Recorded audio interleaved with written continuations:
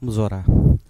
Senhor, te damos graças nessa noite, pela tua presença em nós, pela certeza de que o Senhor está sempre conosco, jamais nos deixa sós. A certeza também de que teu Espírito, habitando em nós, nos conduz a cada dia a toda a verdade, como foi a promessa do Senhor. E é o que nós te pedimos nesta noite, Senhor. Nós reconhecemos a nossa impossibilidade humana, a nossa impossibilidade natural de conhecermos o Senhor e de descobrirmos os mistérios concernentes à tua pessoa. E nós reconhecemos que é somente pelo teu Espírito, Senhor. Somente pela unção do teu Espírito sobre nós é que abre as nossas mentes, que ilumina as nossas mentes, os nossos corações e nos faz cada vez mais aproximados do Senhor, Deus. Que nessa noite seja uma noite como essa, que nós possamos estar próximos de Ti, que nós possamos, sobre cada argumento da Sua palavra, sobre cada abordagem, os nossos corações possam ser comovidos, os nossos corações possam ser atraídos por Ti. Que não seja apenas um momento intelectual, de conhecimento, mas seja um momento onde o Senhor possa nos atrair. Que o próprio conhecimento do Senhor, da Sua pessoa, gere no meu coração, no coração dos meus irmãos aqui nessa noite, essa atração por Ti. Como o salmista declarava de várias formas, do quanto a sua alma estava sedenta pela sua presença. Assim sejamos cada um de nós aqui nessa noite, Senhor, sedentos por Ti. Nós não nos cansamos de desejar o Senhor e de querer conhecer mais de Ti, porque nós Te amamos, Senhor. Por isso nos abençoa nessa noite, Senhor. Em nome do Teu Filho Jesus. Amém. Amém, amados. Então nós vamos dar continuidade, apesar de termos aí praticamente somente um mês a mais de aula, né? Nós vamos entrar em férias, mas acredito que dá para fazer algumas aulas aí da gente voltar com a teologia sistemática, as doutrinas bíblicas, as doutrinas fundamentais da fé, e nós vamos dar um passo importante, que nós vamos entrar na teologia sistemática 2, propriamente dito na pessoa do Filho, que seria a cristologia, né? A cristologia ela tem uma ligação muito próxima com a antropologia, que é o estudo sobre o homem. Por que ela tem uma ligação muito próxima? Porque a cristologia ela é a resposta, né, para um homem, para uma humanidade caída, para uma humanidade que precisa de salvação. Então, por isso que a cristologia ela está diretamente ligada à antropologia. Porque estudar a cristologia é justamente estudar a resposta, né, para a necessidade do homem caído, que perdeu, né, a sua natureza original, em justiça, em santidade, inclusive a sua essência ética em relação a Deus.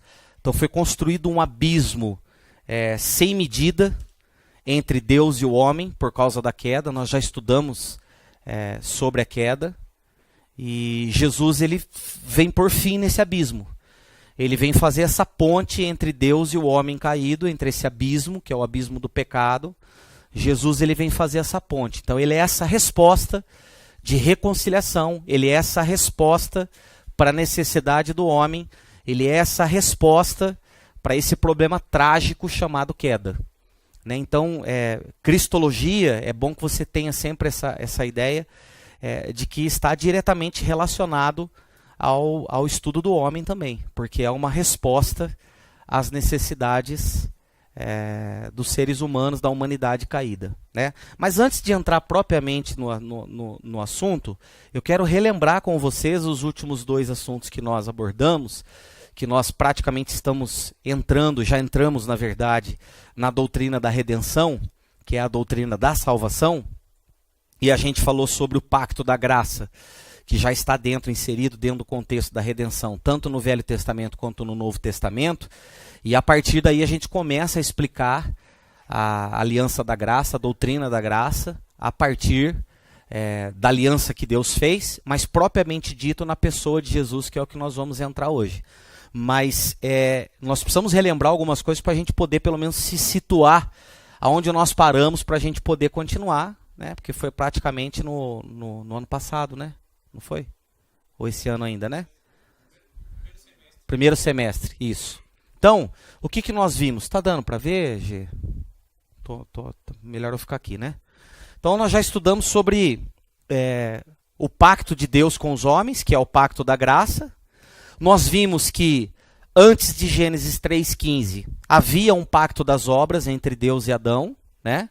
Se ele assim obedecesse, se ele assim fizesse, eles cresceria a imagem e semelhança de Deus, e essa relação ia promover o amadurecimento do Adão. Mas nós vimos que a partir da queda, né? Ali em Gênesis 3,15, na verdade, já é o pré-anúncio do Evangelho, na verdade ali já é praticamente a sombra do Novo Testamento, a partir de Gênesis 3,15. Mas aí a gente vê que Deus fez um único pacto com o homem, que ele é declarado ali em Gênesis 3,15, que da semente da mulher surgiria o que pisaria a cabeça da serpente, essa lhe ferirá o calcanhar, mas ele lhe ferirá a cabeça, que está falando a respeito do próprio Cristo. Já é o pré-anúncio do Evangelho da vinda do Messias. Esse é o pacto de Deus, é um único pacto, porém a gente aprendeu que ele tem duas administrações, duas dispensações. A dispensação do Antigo Testamento e a dispensação do Novo Testamento. Mas a grande ideia deste pacto, tanto do Velho Testamento quanto no Novo Testamento, é essa ideia. Eu serei Deus para você e você vai ser meu povo.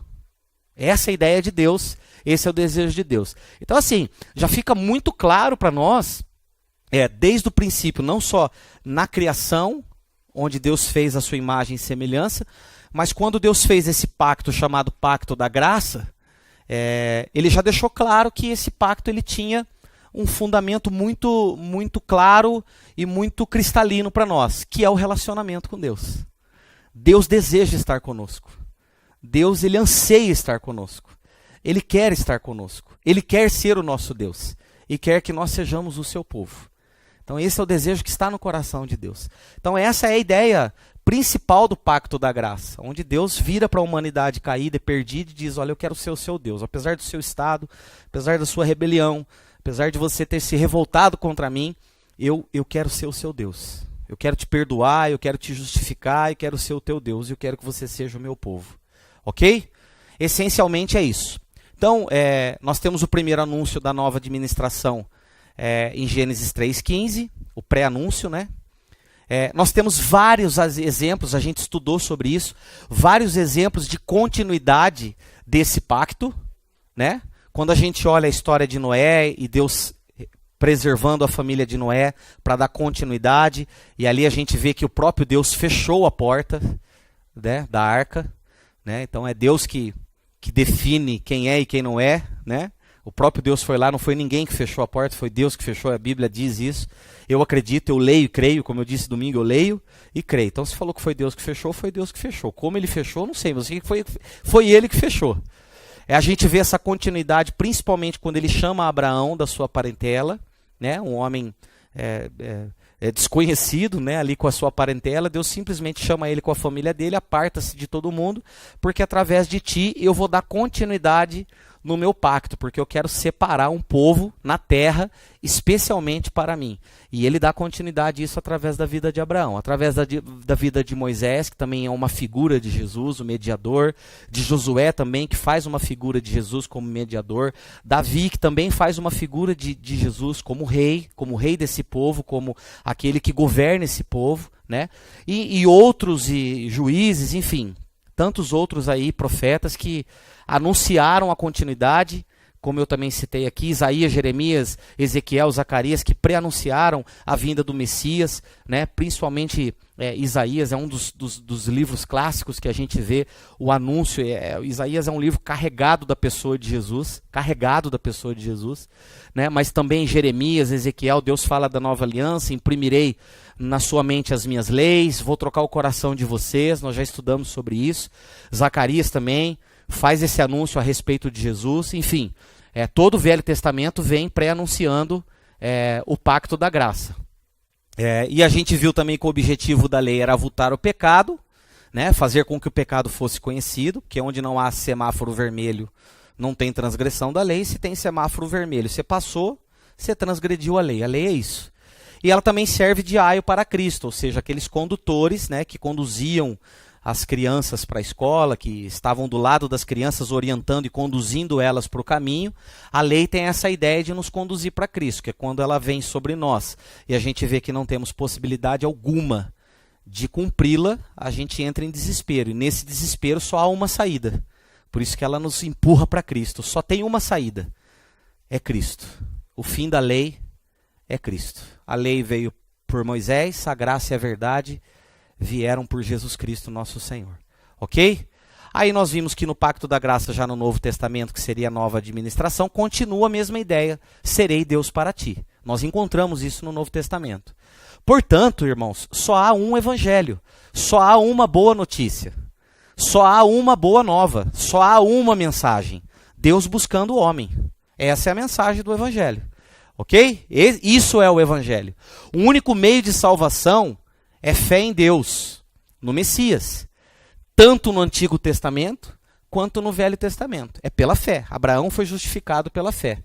Abraão creu em Deus e isso lhe foi imputado por justiça. É isso que a Bíblia nos ensina. E nós vemos aí, o cordeiro foi sacrificado antes da fundação do mundo. Pasmem vocês, mas isso está escrito na Bíblia. Foi sacrificado antes da fundação do mundo. Então vamos lá. No Velho Testamento, tudo aponta para Cristo. Tudo aponta para Ele. Né? Até mesmo os artigos ali do templo, os sacrifícios da maneira que eles eram feitos, as ofertas pelo pecado, tudo que você vê ali no livro de Levítico, toda aquela preparação, tudo aquilo lá aponta para Cristo. Só que são sombras. São sombras, né? Você está vendo a minha sombra. Se você ficar olhando a minha sombra, você vai imaginar como eu sou, mas você não vai saber de fato como é o meu rosto, como é o meu corpo. Você vai ter uma ideia mais ou menos como eu sou. A hora que você olha para mim, aí você vai ter a real compreensão de como é o meu rosto, como é o meu formato. E é isso aí que o Velho Testamento fazia em relação a Jesus. Ele era sombra. A gente olha para o Velho Testamento, a gente vê a sombra de Jesus. Quando a gente chega no Novo, é a concretização. Tudo aquilo que era sombra agora está concretizado diante dos nossos olhos. E o Verbo se fez carne. É exatamente isso. Ok? No Velho Testamento, a aliança foi mediada por Moisés. Moisés fez a mediação da aliança entre Deus e o povo. Porém, no Novo Testamento, é pelo próprio Filho de Deus. Mas vindo a plenitude dos tempos, Deus enviou seu Filho nascido de mulher. É isso. Agora é através do Filho. O próprio Filho de Deus é o mediador. Na Velha, estava em parte revelada e em parte estava oculta. Tinha coisas que no Velho Testamento apontavam de forma clara para o Messias, mas tinham coisas que ainda permaneciam ocultas, principalmente para o povo de Israel. Algumas coisas ainda precisavam ser interpretadas, porque, como eu disse, eram sombras. Já no Novo Testamento, está plenamente revelado na pessoa do Filho. Ele é a expressão exata do ser de Deus. Nele habita corporalmente toda a plenitude de Deus. Ou seja, ele é a revelação plena de Deus. Tudo aquilo que nós precisávamos, tanto os judeus e nós precisávamos conhecer a respeito do Antigo Testamento e do plano de Deus, nós conhecemos agora plenamente na pessoa do Filho de Deus. Vai percebendo a importância do Filho, tá, irmãos? Vai percebendo a importância.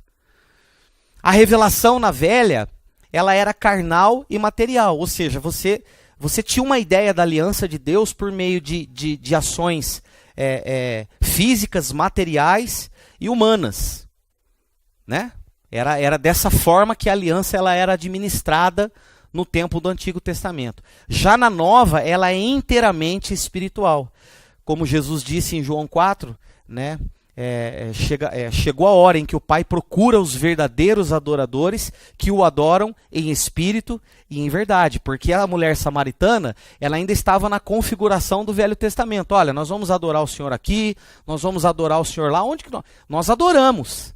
E aí Jesus fala, não, agora que eu estou aqui e eu sou a revelação plena né, da mensagem de Deus e do plano da redenção, a adoração é em espírito e em verdade. Ou seja, é de dentro para fora. Não é mais por questões carnal e material. Não é mais por simbologias, por artigos, por peças. Mas agora é de dentro para fora. A adoração que o Pai espera agora é em espírito e em realidade. Ou seja, de dentro para fora. Ok? Então é uma aliança agora em Cristo Jesus totalmente espiritual, inteiramente espiritual. Ok? Basicamente, as características da aliança da graça são essas. Ok? Ela é uma aliança caracterizada pela graça.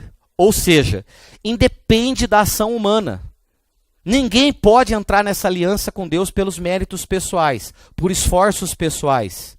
Ninguém pode fazer aliança com Deus pautado nos seus próprios méritos de justiça, nas suas práticas de justiça. Então essa é uma característica latente da aliança da graça, ou seja, que ela é pela graça. O que é favor e merecido. Né? Não é nós que entramos em aliança com Deus, mas Deus entra em aliança conosco. E só é possível por causa disso, porque Ele entra em aliança conosco. Okay? A partir do momento que Ele entra em aliança conosco, que Ele sopra sobre nós o Espírito da vida, e nós venhamos a ter fé para crer no Evangelho, para crer na cruz, aí sim nós entramos em aliança com Deus, mas depois de uma ação divina. Nós, por si, o homem por si mesmo, debaixo do pecado, não entra em aliança com Deus. A segunda característica da aliança da graça é que ela é trinitária. Ou seja, ela está envolvida Deus Pai, Deus Filho e Deus Espírito Santo. Nós já vimos isso, o arquiteto, o planejador, o executor e aquele que faz com que o plano da salvação chegue até nós. Faz com que o plano da salvação seja experimentado por nós. A terceira pessoa da Trindade, que é o Espírito Santo. A característica também da aliança da graça é que ela é uma aliança eterna. Porque é de um Deus eterno. E, portanto, ela é eterna. E se ela é eterna, ela é inviolável. Ok? Ninguém pode violar a aliança eterna. Né? Por isso que ele colocou em nós o Espírito Santo. E o Novo Testamento diz que o Espírito é esse selo. É essa marca da propriedade de Deus. E por que é essa marca? Porque a própria Bíblia diz que ele vai vir resgatar a sua propriedade. Ele vai vir levar embora aqueles que pertencem. Qual que pertence? Esse negócio da marca da promessa, a marca da promessa. Tem uma marca da promessa, meu irmão. O Espírito Santo habitando em nós. Não tem mais nenhuma marca. A marca da promessa é o Espírito habitando em nós. Se essa foi a intenção da letra da música do autor, beleza. Se for qualquer outro tipo de intenção, é antibíblica. A marca da promessa é o Espírito Santo em nós. Ok? Quarta característica da aliança da graça, ela é particular. Ela não é universal. Ela é individualizada. É personificada. É de indivíduo para indivíduo. Né? Então, essa ideia de que todos são filhos de Deus, né? Pô, também sou filho de Deus. Todo mundo, se for perguntar, né? Que pelo menos crê em Deus, acha que é filho de Deus. Mas a Bíblia deixa claro que todos são criaturas de Deus. E João nos deixa muito mais claro isso em João capítulo 1, que a todos quanto receberam, deu-lhes o poder de serem feitos filhos de Deus. Isso deixa claro que não éramos filhos de Deus, mas agora somos. Como Efésios diz, éramos por natureza filhos da ira, agora nos tornamos filhos da graça. E por último, a característica da aliança da graça é que é essencialmente a mesma em ambas as dispensações, Antigo Testamento e Velho Testamento, embora com mudanças na forma de sua administração. É a mesma aliança, porém no Antigo Testamento Deus veio administrando de uma forma diferente e chegou no Novo Testamento Deus passou a administrar a mesma aliança de uma outra forma. Isso ficou claro para nós estudamos isso, foi os últimos os dois tópicos que a gente estudou, que agora automaticamente desemboca na pessoa do Senhor Jesus Cristo. Você percebe que tudo que nós viemos estudando até agora, né, tanto a criação, ou seja, o conhecimento sobre Deus, quem é Deus, o seu caráter, os seus atributos, a Trindade Santa, a gente vem estudando, a criação, todas as coisas que Deus criou, o dia, a noite, a natureza, enfim, aí chegamos na criação do homem, o homem como imagem de Deus. Antes disso a gente falou sobre os anjos, né? Anjos bons e anjos maus, né? Os seres celestiais, angelicais, falamos sobre eles. Aí falamos sobre o homem, a criação, falamos sobre a queda, sobre a posteridade, né, de Adão, a continuidade do pecado, Adão como cabeça federativa, falamos sobre isso. E aí nós desembocamos no plano da redenção, falamos o que é o plano da redenção, que é justamente a resposta de Deus à queda. E dentro desse plano da redenção, nós começamos a estudar o pacto da graça. E nós vimos a administração dele no Velho Testamento, a administração dele no Novo Testamento. E agora não tem como a gente correr. Agora tudo desemboca na pessoa do Senhor Jesus Cristo, que é a cristologia, que é justamente a resposta, né, para uma humanidade caída, a cristologia. Na introdução, depois vocês vão ler o material de vocês com mais calma, né, na casa de vocês, é importante. Eu trouxe aqui os principais tópicos, um breve resumo, tá? Para você ter uma ideia, mas é importante você ler a apostila depois, ler os parágrafos. Tem muita coisa que não deu para eu colocar no slide, alguns textos também não deu para eu colocar aqui. Tem muitos textos aí que dá para você ler depois acompanhar, ok? Para ficar mais completo, ok? Mesmo não sendo o nosso ponto de partida nas doutrinas bíblicas, né, nós não começamos com a pessoa do Senhor Jesus. Literalmente nós não começamos, né? Mas a partir do momento que a gente começa com Deus, não tem como a gente desassociar a segunda pessoa da Trindade de Deus Pai, né? Porque a gente vê que é esse Deus em três pessoas, que a gente tenta explicar, mas não consegue explicar, então é melhor você nem tentar, porque daí você vai se embananar todo. É melhor você não explicar.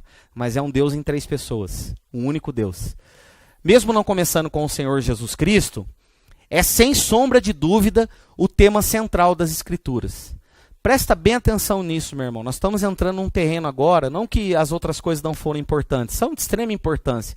Mas nós estamos entrando agora num tema vital, nós estamos entrando num tema praticamente como se a gente estivesse chegando lá no pico mais alto do Everest. Nós estamos chegando num momento crucial, né, de todo o tema do cristianismo, de todo o tema da Bíblia, que é a pessoa do Filho de Deus, porque assim aprove a Deus convergir todas as coisas para o Filho. É do prazer do Pai que o Filho tivesse essa centralidade no plano da redenção, na história da redenção. É do prazer de Deus isso. Então nós estamos chegando no pico. Aliás, estamos praticamente colocando o nosso pé lá em cima. Então essa parte que nós vamos entrar agora das doutrinas bíblicas, ela é crucial para a sua fé. Ela é fundamental para a sua fé. Se você quer ser uma pessoa saudável espiritualmente, essas verdades aqui, elas têm que ser ruminadas por você. Não só um assunto de prova, não só mais um assunto cotidiano. Esse tempo que vocês estão vivendo aqui, a ECM, é um tempo de grande concentração de Deus, de armazenamento de Deus na vida e no coração e no espírito de vocês, que vocês não imaginam o que Deus vai fazer através disso e o que Deus vai fazer através da vida de vocês daqui para frente. Vocês não têm ideia, vocês não imaginam. Mas é isso que ele vai fazer, não tenha dúvida disso.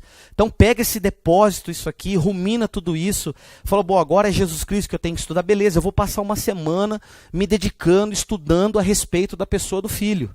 Né? Depois no próximo tema vai ser encarnação, nós vamos continuar no Filho, vamos ver os ofícios do Filho. Nós vamos ficar um tempinho aí com Jesus, tem mais ou menos umas 10, 12, se eu não me engano, só a respeito do Filho. Nós vamos falar não só da pessoa dele, da existência dele, da divindade dele, mas não vamos falar dele como homem, a sua encarnação, a sua obra, os seus ofícios, a expiação que aconteceu na cruz. Por isso que eu falo para vocês, nós chegamos agora no momento crucial do conhecimento nosso a respeito do Senhor e da palavra de Deus, ok? Então, assim, redobre a sua atenção e tenha essa disciplina durante a semana para você ruminar esse assunto aí. Então a verdade concernente ao Senhor Jesus Cristo é o cerne principal e o mais grandioso fato histórico da redenção. Não tem outro fato. Não tem nada que substitua a pessoa do Cristo e aquilo que ele fez. Nós estamos aqui no assunto principal. Já vimos que toda a história aponta para ele. Já a partir de Gênesis 1, quando Deus disse, haja luz, a Bíblia diz lá em João 1 que o verbo estava com Deus, o verbo era Deus. Então essa palavra que saiu da boca de Deus é o próprio Filho, é o próprio verbo que fez as coisas. E o Espírito que pairava sobre a face do abismo fez com que aquela ordem de Deus se tornasse em realidade e houve luz. E é a partir daí. Então Jesus é Deus desde o princípio, ok? E a gente vê a história culminando e apontando para ele. Mas daí quando Deus fala do plano da redenção, Jesus é anunciado em Gênesis 3,15. Nunca se esqueça de Gênesis 3,15. Se você não entendeu Gênesis 3,15, você vai se embananar para frente da Bíblia também. Tem que entender Gênesis 3,15.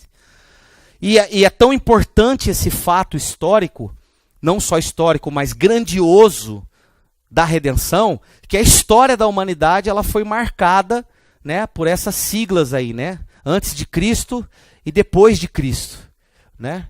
E provando que esse acontecimento, a gente sabe que para a maioria das pessoas foi muito mais, essas siglas elas têm um significado muito mais histórico para se sintonizar em qual momento da história eu estou, mas para nós cristãos não, né? Algum momento na sua vida aconteceu isso aqui. Você era uma pessoa antes de Cristo e você se tornou uma outra pessoa depois de Cristo. Na vida do cristão, isso aqui é o verdadeiro significado do AC e DC, né? Você se lembra de você AC e você vê o que você é hoje no DC, depois de Cristo. Graças a Deus por isso, né? Tá claro por enquanto? É só uma introdução para vocês entenderem a importância. Toda a essência da posição cristã é dependente da pessoa de Jesus Cristo. Presta bem atenção nisso. Toda a essência daquilo que vivemos, que proclamamos como fé, que declaramos como fé, que exercemos como fé, como obediência, como caminhada, tudo aquilo que nós fazemos, tudo aquilo que nós somos, né, depende inteiramente e vitalmente da pessoa do Senhor Jesus Cristo, né? E essa é a grande diferença da fé cristã para as demais religiões. Essa é a grande diferença, né? Se você, por exemplo, você vai ver na apostila, eu coloquei, se você tirar o Buda do budismo, o budismo continua existindo. Se você tirar Maomé do islamismo, o islamismo continua existindo. Porque são filosofias, são ensinos, são mentalidades, pensamentos. Tira Jesus do cristianismo. Acabou o cristianismo. Você não tem cristianismo. Porque cristianismo é relacionamento com uma pessoa. Não são princípios apenas e verdades que a gente acredite, que a gente toma para a nossa vida como regra de fé e conduta. Mas está fundamentado, é a partir de uma pessoa. Por causa de uma pessoa eu faço isso. Por causa de uma pessoa eu deixo de fazer isso. Por causa de uma pessoa eu realizo isso. Não é por causa de um ensino, não é por causa de um conjunto de verdades apenas, mas sim por causa de uma pessoa. E essa é a grande diferença do cristianismo para as demais religiões, né? Você tira o personagem das demais religiões, elas continuam. Você tira o personagem que é Cristo, o principal, acabou o cristianismo, né? E infelizmente é o que tem acontecido hoje, né, na igreja evangélica brasileira, talvez até numa boa parte do mundo, né? É um cristianismo sem Cristo, um evangelho sem evangelho, um evangelho sem cruz, um evangelho sem expiação, um evangelho sem justificação. Estão pregando não sei o que, entendeu? E tem o título de igreja cristã que não prega Cristo, igreja cristã que não prega justificação, expiação, salvação, santificação. É complicado. Nas demais religiões, o ensino é o que importa, a pessoa não é essencial. Então o cristianismo está estabelecido de forma integral, presta bem atenção, está estabelecido de forma integral e absoluta na pessoa de nosso Senhor Jesus Cristo. Cristianismo está fundamentado na pessoa de Jesus Cristo, o nosso Senhor. Conclusão: não existe vida cristã, ou não existe cristianismo, sem uma relação pessoal com o Senhor Jesus Cristo. Não existe, não existe. Tem pessoas que se relacionam com culto, tem pessoas que se relacionam com apelo, tem pessoas que se relacionam com um arrepio, com algum tipo de mover, com algum tipo de emocionalismo. Tem pessoas se envolvendo de várias formas, achando que está se envolvendo com o cristianismo. Não, cristianismo se envolve com a pessoa do Cristo. Isso é o cristianismo autêntico. Ok?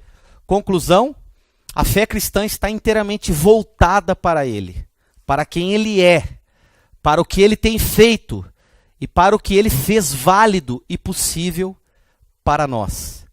Né? Se quiser ler junto comigo, a fé cristã está inteiramente voltada para Ele, para quem Ele é, para o que Ele tem feito e para o que Ele fez válido e possível para nós. Ou seja, de forma resumida, né, como o Daniel Souza fez um dos CDs dele, a vida, a obra, como é que é? A vida, a obra e a ordem do Senhor Jesus Cristo. Isso é vital para nós. A vida, a obra e a ordem do Senhor Jesus Cristo. Ele diz para nós guardarmos as coisas que Ele tem ordenado, entre elas o ID. Ok?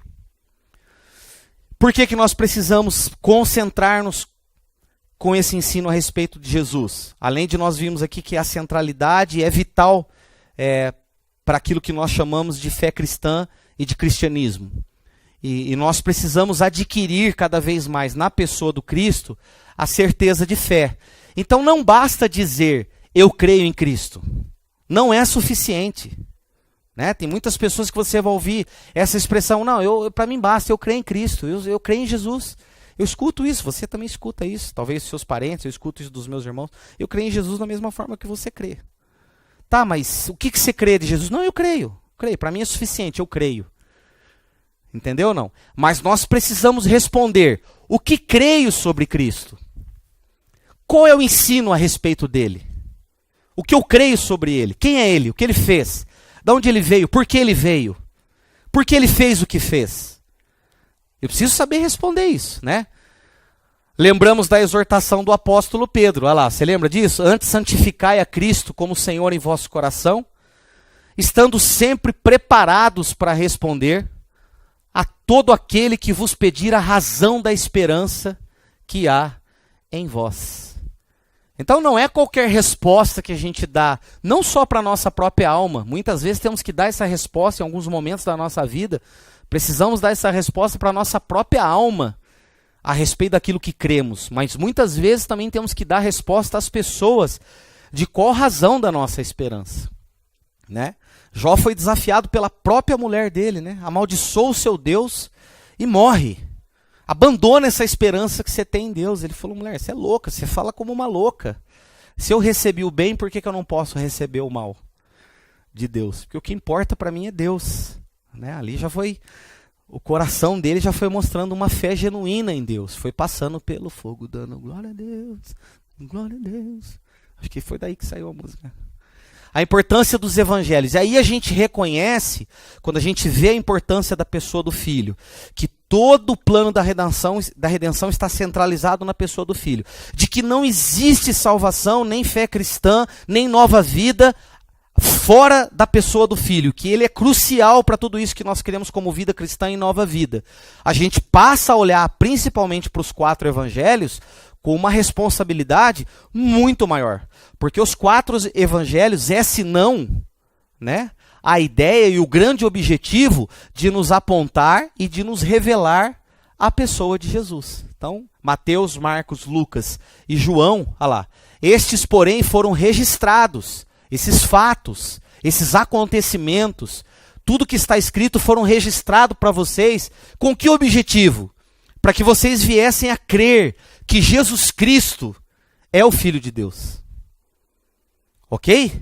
Essa é a finalidade. Então nós precisamos abandonar a proposta de sermos simplórios. Ah, eu creio em Jesus, beleza, passei ali pela Semiano, pá, glória a Deus, os irmãos batizaram, foi lá para a piscina, o negócio foi um mover, coisa de louco, foi da hora pra caramba e tá bom. Não dá para ser simplório. Semiano é os primeiros passos da fé. Precisa haver um aprofundamento da nossa fé. Se quisermos ser cristãos saudáveis, autênticos, né? Se quisermos ser trabalhadores da seara, precisamos nos aprofundar. Temos que abandonar o comportamento simplório, né? E mesmo com dificuldades, que eu também tenho dificuldades para ler, sei que algumas pessoas também têm, mas isso não pode ser obstáculo para o nosso aprofundamento da fé e do conhecimento do Senhor. Quer falar alguma coisa? Conhecer e prossegue.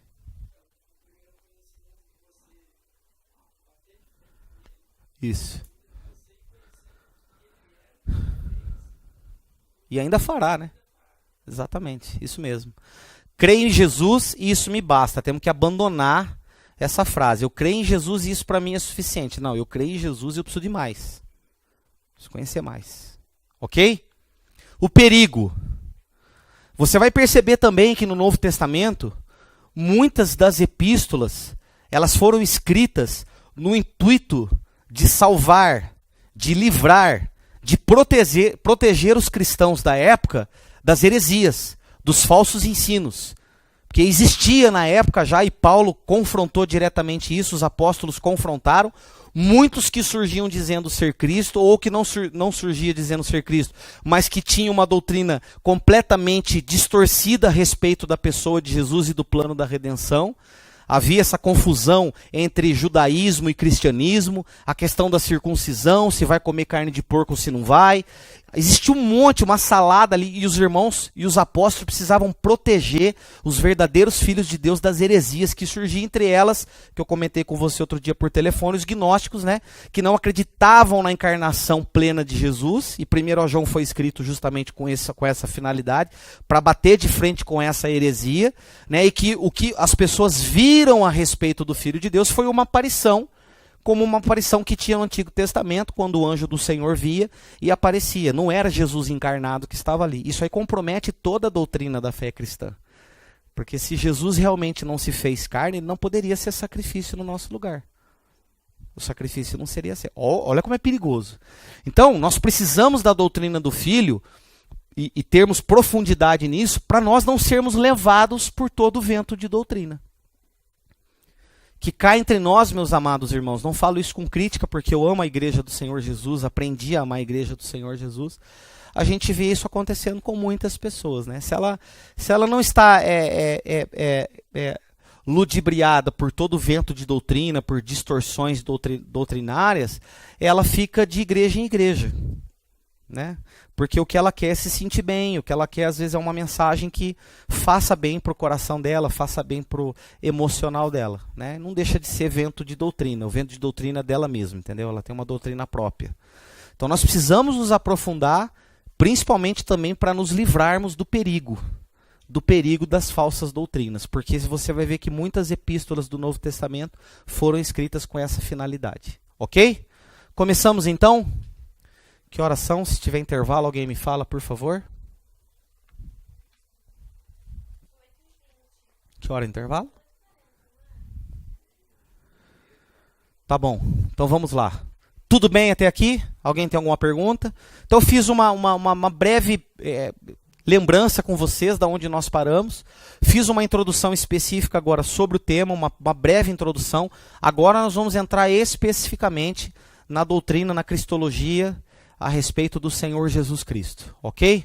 Em primeiro lugar, as Escrituras elas nos mostram que o Senhor Jesus Cristo é o cumprimento de todas as profecias e promessas do Velho Testamento. E isso é maravilhoso. Ele é o cumprimento de todas as profecias e promessas do Antigo Testamento. Em 2 Coríntios capítulo 1, versículo 20, você vai encontrar isso. Porque quantas são as promessas de Deus? São muitas. Mas tantas tem nele. Nele quem? Em Jesus, o sim. Ou seja, o cumprimento. Porquanto também por ele é o amém. Para a glória de Deus, por nosso intermédio, a igreja dele. Então, as profecias e promessas têm em Jesus o sim, o cumprimento, e também tem o final nele. Ele é o final de todas as promessas e de todas as profecias. Ele é o alfa e o ômega. É isso que nós cantamos, né? Alfa, ômega, Cristo. É isso aí.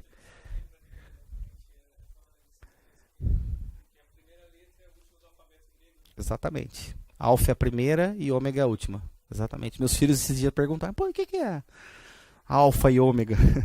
Porque alfa também traz essa ideia de macho alfa, né? Não é isso. Fica tranquilo que não é isso. É o princípio e o fim, exatamente. Onde a gente vê essas profecias e promessas se cumprindo?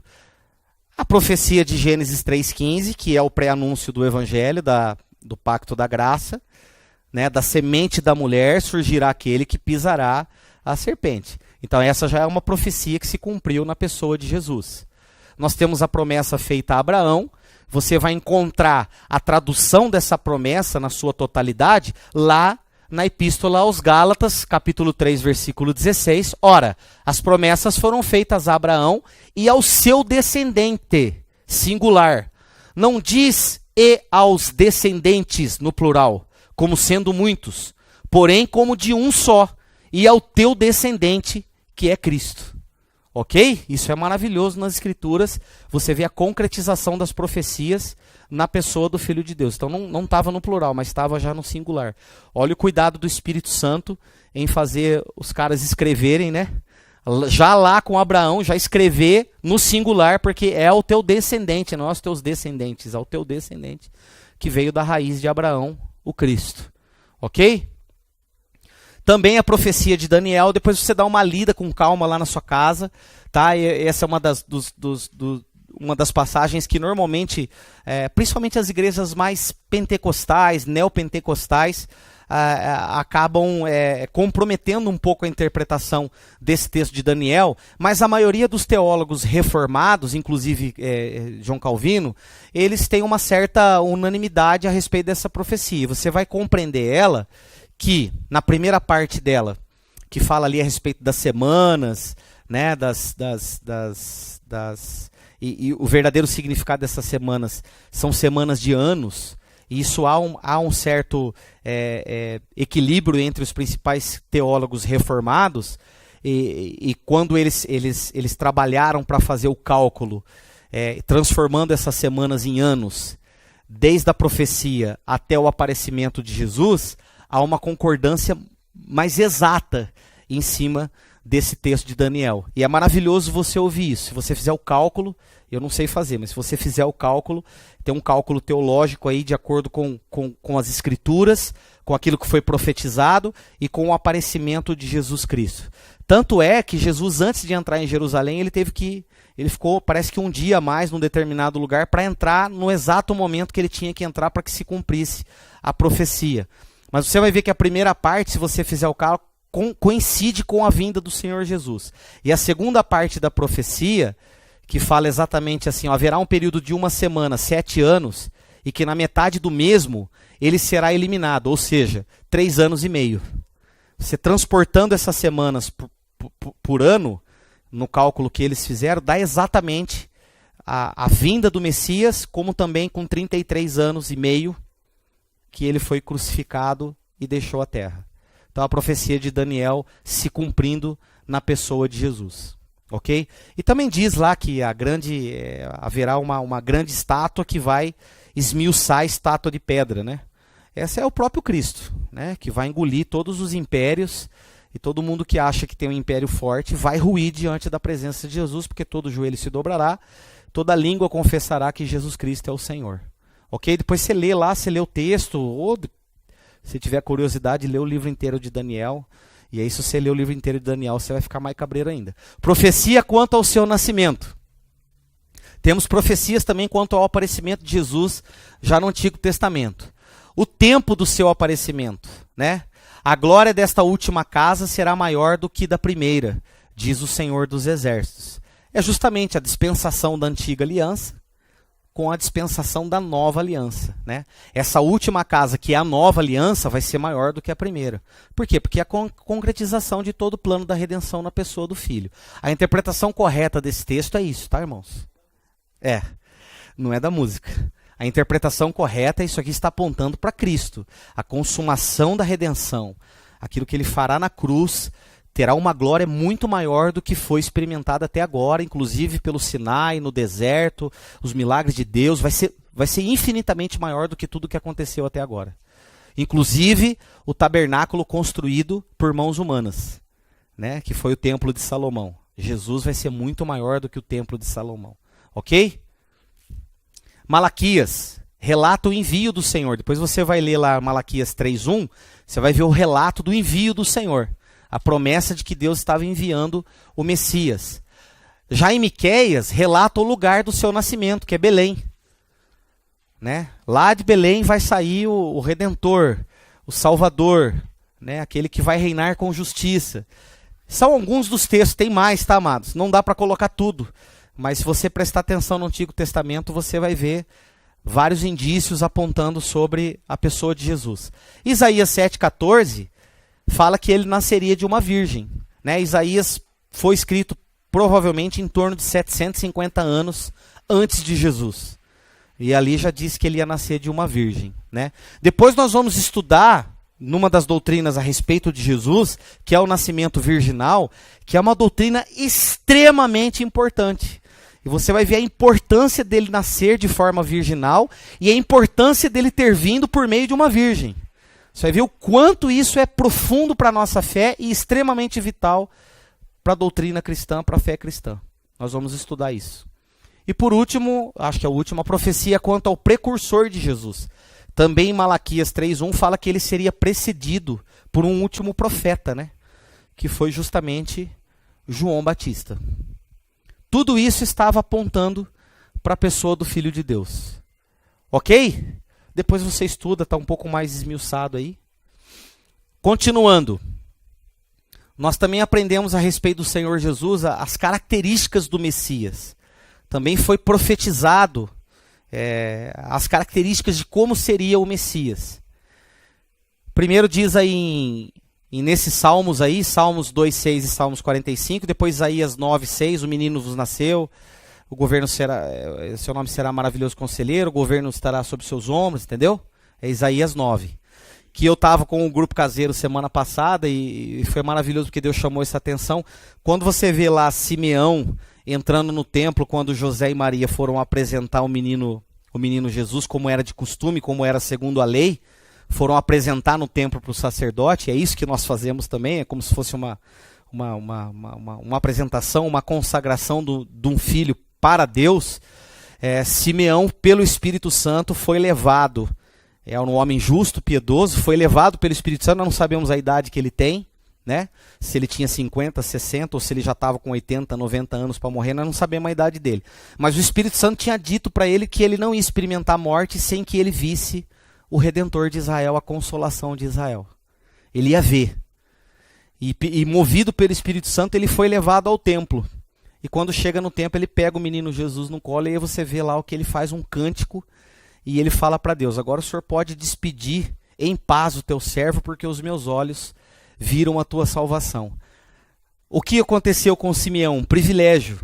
Simeão estava na mão com Isaías 9. Ele pegou na mão Isaías 9. Ele não estava com a folha de Isaías. Ele estava na mão com Isaías 9. Um menino nos nasceu, um filho se nos deu. Estava na mão dele. Olha o privilégio desse cara.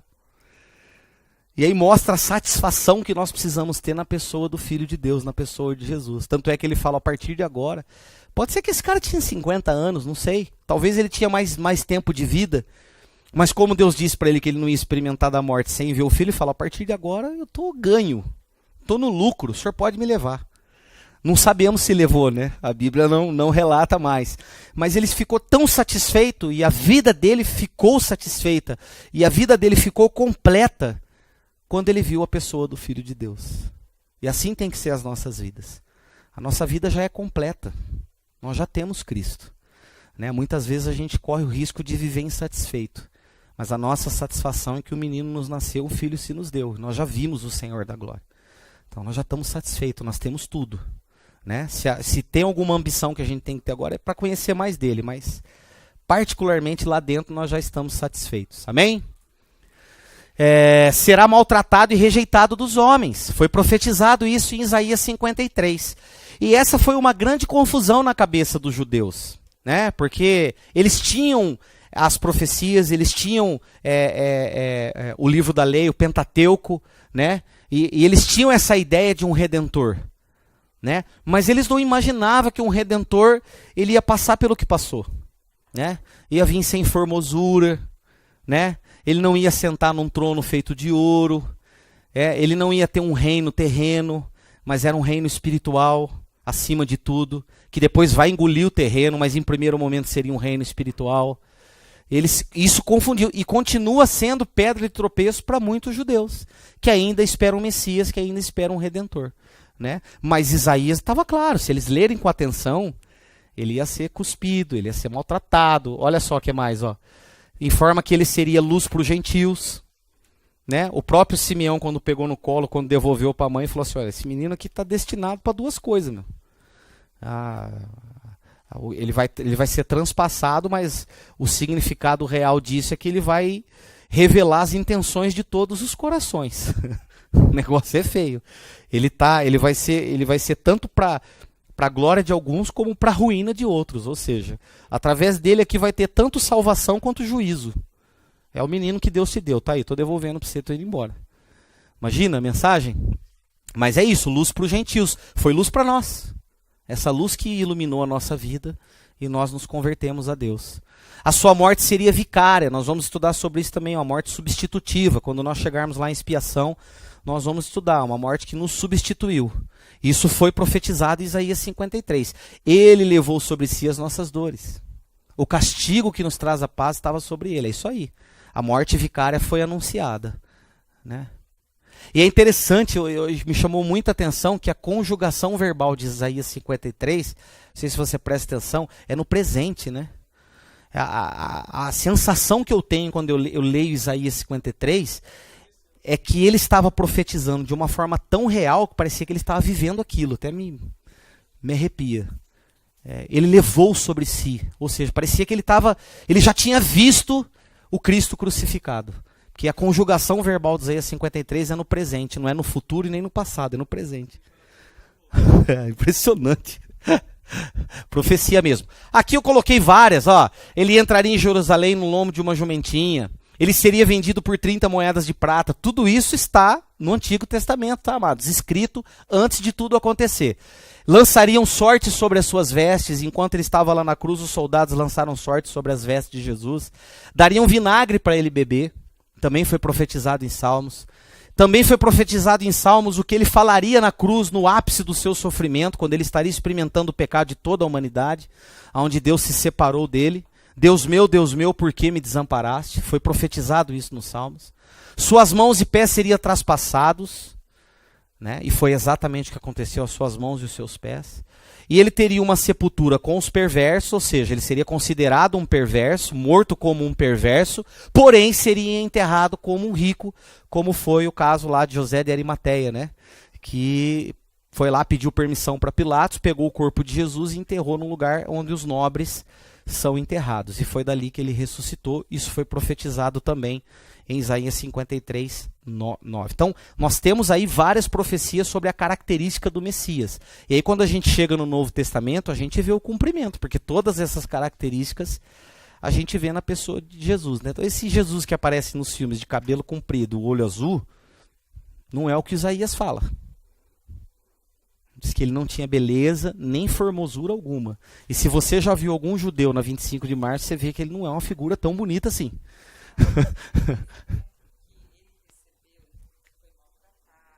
Não, ali é fisicamente mesmo. Ali é o estereótipo dele mesmo. Não tinha beleza nem formosura. Não. Não, exatamente isso. Tanto é que às vezes Jesus estava no meio das pessoas e eles não sabiam quem era Jesus. Né? Porque judeu é tudo meio parecido um com o outro. Né? E às vezes as pessoas não sabiam quem era Jesus. Eles tinham que perguntar.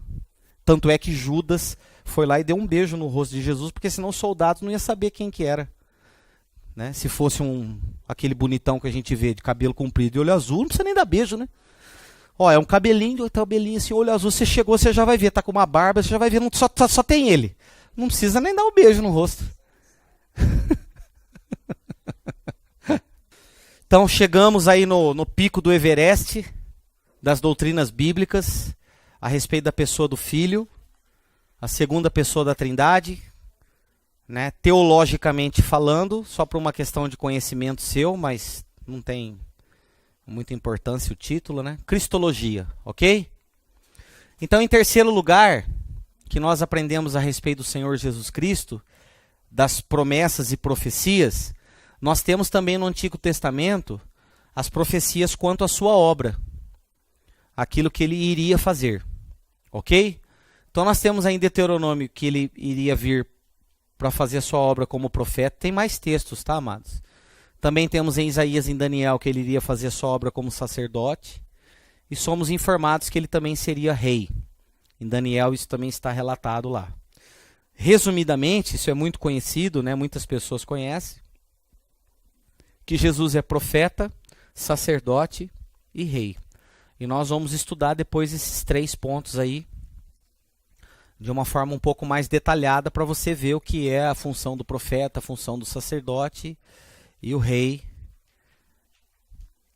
especificamente na pessoa do Filho de Deus. Ok?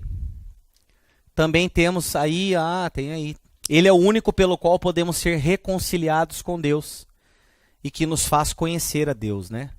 Nós temos aí em Hebreus, depois você lê, amados, o livro de Hebreus ele é maravilhoso para você ter essa ideia da antiga dispensação para a nova, para você entender a administração do Velho Testamento para o Novo, porque o autor de Hebreus ele faz justamente isso, ele tem essa ideia de explicar, né? Para os hebreus, para os judeus, né? A ideia dele é essa, que Jesus é o Messias, que Jesus é o cumprimento das profecias, das promessas. Isso aconteceu várias vezes comigo, vai acontecer com você também. O livro de Hebreus é aquele tipo de livro que normalmente você começa a ler, é difícil separar. Então, normalmente, às vezes você acaba lendo o livro de Hebreus na sua leitura cotidiana, às vezes acaba lendo ele mais vezes, porque é um assunto entrando no outro. É um tipo de... Aliás, todos os livros é difícil fazer essa divisão de capítulo, né? Mas o livro de Hebreus é um que, para mim, é difícil fazer essa interrupção na leitura. Então, às vezes, quando eu começo a ler, eu falo, vou ter que ir até o final. Não vai ter jeito. A não ser que eu fique estudando algum capítulo específico, aí eu tenho que ficar naquele capítulo. Mas é maravilhoso como o livro de Hebreus, por si só, explica para nós tudo isso que a gente está conversando aqui. Aliás, que a gente já viu sobre a antiga dispensação e a nova. E aí também no livro de João, texto conhecido, João 14, verso 6. Eu sou o caminho, a verdade e a vida, ninguém vai ao Pai a não ser por mim. Né? Então nós vemos o Pai na face de Jesus, como ele mesmo diz lá para Filipe, né? Que Filipe disse para ele, foi Filipe, né? Mostra-nos o Pai. E ele diz, mas como assim? Quem vê a mim, vê o Pai. Eu e o Pai somos um. Ok? Então se você quer conhecer a Deus, olha na face de Jesus. Conheça a pessoa de Jesus. Você vai ver a Deus. Ok? Também nós vemos nas Escrituras que o Senhor Jesus Cristo sustenta todas as coisas em suas mãos. É Ele que sustenta o universo. Não só a sua obra vicária sustenta o universo existindo, tem até uma pregação do Ariovaldo Ramos que chama O Perdão que Sustenta o Universo. Na verdade é justamente isso, a obra vicária, a crucificação, a expiação de Jesus que sustenta as coisas funcionando, que sustenta o universo existindo, ou seja, o perdão. O perdão de Deus para a humanidade é o que faz o universo continuar existindo, as coisas funcionando, enfim. E Jesus sustenta todas as coisas nas suas mãos. Aliás, todas as coisas foram criadas por intermédio dele, e sem ele nada do que foi feito haveria de ter sido criado. Então, no Apocalipse nós temos essa ideia do poder e do domínio e da autoridade de Jesus, poder, domínio e autoridade. Toda autoridade me foi dada no céu e na terra. Ele sustenta todas as coisas no seu poder, no seu domínio e na sua autoridade. Esse texto de Efésios é maravilhoso também, né? E pôs todas as coisas debaixo dos pés, e para ser o cabeça sobre todas as coisas, né? Deus deu Jesus à igreja, a qual é o seu corpo, a plenitude daquele que a tudo enche todas as coisas, né? Então Cristo, a pessoa de Jesus é a sustentação de todas as coisas que existem no universo. Tudo foi criado por meio dele e continua tendo a sustentação do próprio Cristo. Amém? Porque às vezes a gente tem a ideia do Senhor Jesus e a gente corre esse risco, né? E nós vamos tratar disso, do Jesus encarnado, né? Mas nós precisamos conhecer o Cristo na sua totalidade. Aquele que estava em glória, aquele verbo que estava com Deus desde o princípio. Nós precisamos conhecer esse Cristo também, né? E esse conhecimento vai nos trazer a realidade da sua grandeza, né? E aí quando a gente vem para a encarnação, a gente vai ter esse susto, né? Mas como é que pode um ser eterno, tão grandioso, poderoso, majestoso, se fazer homem, se fazer carne, nascer da maneira que nasceu, colocar limites sobre si, né? O limite da carne, o limite do corpo humano, ok? Tinha fome, tinha sede, sofria, sangrava, não é verdade? O Deus da glória sangrando, o Deus da glória infartando, O Deus da glória morrendo numa cruz. É uma coisa estranha, né? Mas essa é a loucura do evangelho mesmo, a loucura da pregação que salva, né? Ok? Conclusão. Tudo, absolutamente tudo que existiu ainda existe, bem como todos os fatos e acontecimentos estão debaixo do seu domínio. Tudo. E se acham também debaixo do seu controle. Ele é o Senhor da glória e o Senhor da história. E ele se assenta à mão direita de Deus Pai, na autoridade e na glória de Deus. Essa é a pessoa do Senhor Jesus. Ok?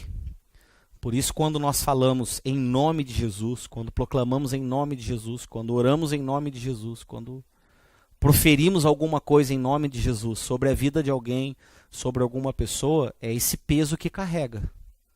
Não é só um nome. É esse peso aqui. Então, por isso que nós conhecermos a doutrina a respeito do Filho, a respeito do Senhor Jesus, isso tem que mexer com você, tem que mexer com o teu coração, com as tuas entranhas, com a tua fé, com as tuas emoções, com o teu fervor, com o teu intelecto, tem que mexer. Porque nós estamos falando a respeito da segunda pessoa da Trindade. Já estudamos a primeira. Estudamos, né?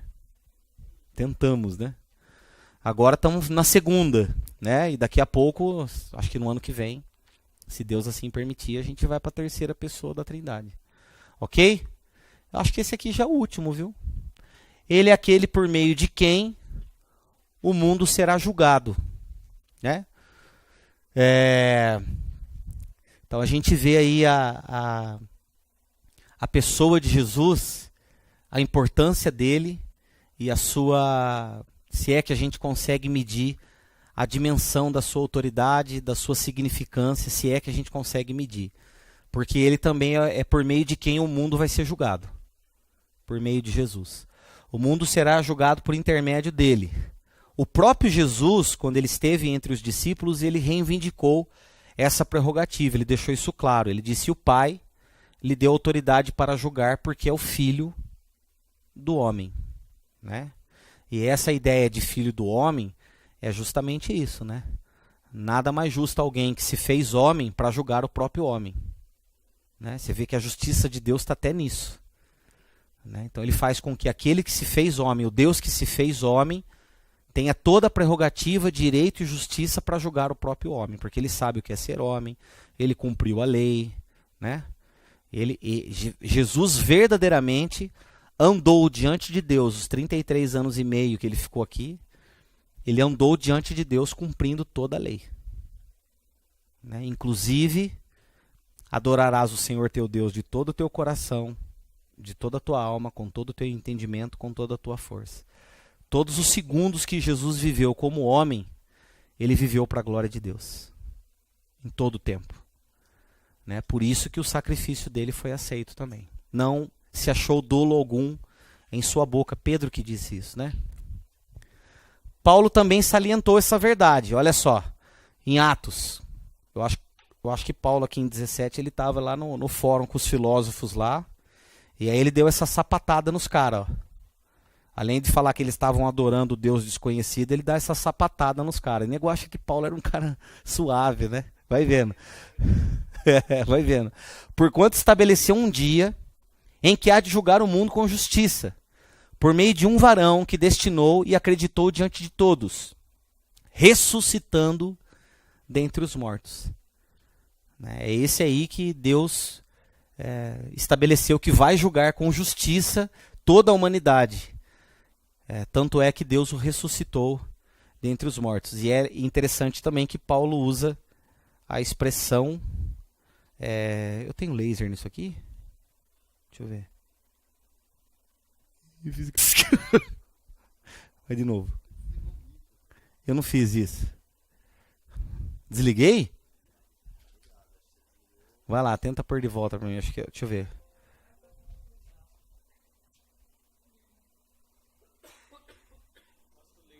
Só apresentação? Eu não sei onde é que tá o laser aqui, rapaz. Deixa eu ver. É aqui? Ó, tá vendo ali, ó? Ó. Ela vai derreter, ó. Imagina, André, um negócio desse aqui assim, não sei, ó. Ó. Sua sensação Ah, sensação do cara. Geraldo. Ó. É? Nossa. Mas eles nem dão chance, né? Se parecer a luzinha vermelha, se você pensar já...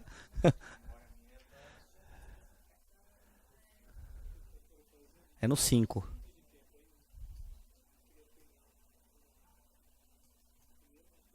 Aí eu continuo daqui, ó. Desculpa, hein? Então é isso, ó. Você vê que a expressão que Paulo usa, ela tem uma concordância com a expressão aqui de João, né? Essa expressão de varão, de homem, né? Você vê aqui, ó, deu autoridade para julgar porque é filho do homem. Varão tem essa ideia também, né? Essa concordância. Por que que ele é digno e tem a prerrogativa de julgar? Porque ele se fez homem. Ele esteve entre nós. Ok? Conclusão. O Senhor da história será o juiz do mundo inteiro. Então, além dele ser o Senhor da história, e toda a história está no seu controle, né, e ele está governando a história até a sua consumação, e na sua consumação, ele vai ser o juiz que vai julgar o mundo inteiro. O próprio Cristo, né? E lá na glória nós vamos ver ele como corpo ressurreto mesmo, né? E as marcas vão estar lá para a gente lembrar por toda a eternidade do porquê que nós estamos no céu, né? Como diz o cântico do Asaf, quando terminar essa vida e lá no céu chegar, haverá uma multidão de irmãos perguntando como é que você está aqui. E ele vai lembrar, porque ele vai olhar pelas marcas de Jesus, e ele vai lembrar, foi graça. Foi graça, superabundante graça. Então, ó, para a gente começar aqui rapidinho sobre o Senhor Jesus Cristo, recapitulando, ok? Eu já fiz a introdução. O Senhor Jesus Cristo é o cumprimento de todas as profecias e promessas no Velho Testamento, no Éden, na vida de Abraão, na profecia de Daniel, quanto ao seu nascimento, o aparecimento, o envio do Senhor, o lugar do seu nascimento, tudo foi profetizado. Nasceria de uma virgem, seria precedido por um profeta, João Batista. Também nós vemos as características do Messias já no Antigo Testamento, rei conquistador, seria maltratado e rejeitado, luz para os gentios, e a sua morte seria vicária e substitutiva. Depois nós vimos tudo isso, o lombo da jumenta, ele entraria em Jerusalém, tudo isso foi cumprido, vendido por 30 moedas, sobre as suas vestes lançariam sorte, lhe dariam vinagre para beber, a frase que ele usaria na cruz num momento crucial de assumir o pecado da humanidade, Deus meu, por que me desamparaste? Suas mãos e pés seriam traspassados, teria sua sepultura com os perversos, ou seja, ele foi considerado com os pecadores, porém foi sepultado com o rico como José de Arimateia. Tudo isso foi profetizado antes de acontecer. Também foi profetizada a sua obra, profeta, sacerdote e rei. Ele é o único que reconcilia, ele é o mediador da nova aliança. Tudo isso foi proclamado a respeito dele. Ele sustenta todas as coisas pelo seu poder, domínio e autoridade. Ok? Todas as coisas estão debaixo dos seus pés. E ele é aquele por meio de quem o mundo será julgado, porque ele é reconhecido como filho do homem, e assim aprove a Deus. O Senhor da história também será o juiz do mundo inteiro. Ok? Perguntas? Gente, eu sou ruim pra caramba, não é possível que não tenha pergunta. Vai ter que ler, né? Você fala, eu tenho que ler o material, daí eu... O próximo passo nosso já vai ser a encarnação dele, ok? A encarnação de Jesus. Nós vamos falar só sobre a encarnação. O Deus que se fez homem, que se tornou carne, que se fez carne e habitou entre nós. Nós vamos falar sobre isso. Eu acho que mais essa aula dá para dar também. Eu acho que daí já vem as férias, né? Ela não tem que terminar. Ai, que bom, né? Eu acho que vai dar esse time aí. Vai ser a próxima aula minha, vai ser daqui 2 semanas. Então, já vai ser prova. Então. Desse aí. Pode estudar. Pode estudar. Vai, 2, 3 semanas. Na outra é o Paulinho. Na outra é o Alexei e eu. Na segunda aula só vão fazer prova. Vocês podem pedir para a Márcia inverter. Na primeira aula da prova, na segunda aula o Alexei dá aula para vocês, entendeu? Porque se eu der 2 aulas para vocês e depois fazer uma prova, é muito conteúdo, vai encher a cabeça de vocês. Melhor vocês se firmar nessa aqui, são esses 5 pontos aqui. Entendeu ou não? A gente vai fazer a prova em cima deles. 5 pontos, talvez eu faça uma pergunta só.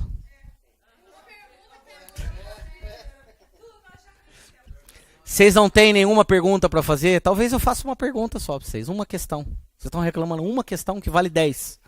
10 pontos. É muita bondade. É muita misericórdia. Vocês têm que entender que o professor de teologia sistemática, ele é cheio da misericórdia do Senhor. Então ele vem e traz uma pergunta, num tema como esse, que é do Senhor Jesus, vem uma pergunta só. Que vale 10 pontos. Olha lá. Vocês têm alguma pergunta para fazer? Se não for a respeito da doutrina, a respeito de alguma das doutrinas que nós já passamos, ou alguma dúvida que você tá, aproveita esse tempo que a gente tá aqui para você tirar dúvida. Se eu souber responder, eu respondo. Se eu não souber, eu vou embora também, não tem problema. Se eu não souber responder. Alguma dúvida? Só na teologia pastoral vocês têm. Só como um pastor preside uma igreja, como é a vida de um pastor. Na verdade, assim, eu tenho certeza que ele não falou tudo aqui para vocês do que é a vida de um pastor. Ele deve ter falado as coisas boas aqui. É. Até isso rolou? Puxa, suicídio também?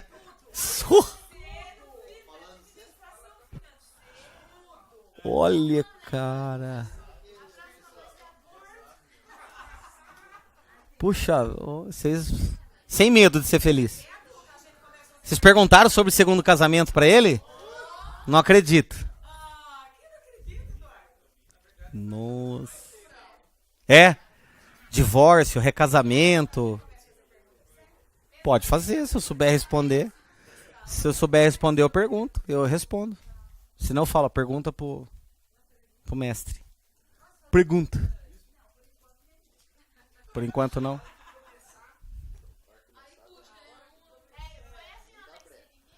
Vocês estão com vergonha? Pode perguntar. Qualquer coisa você pode perguntar pra mim.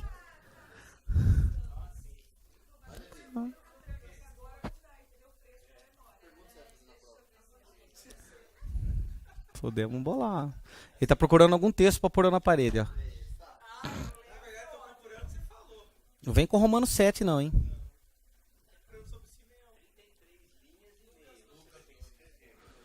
É, você deu uma boa ideia, cara. A prova podia fazer uma redação sobre o tema, né?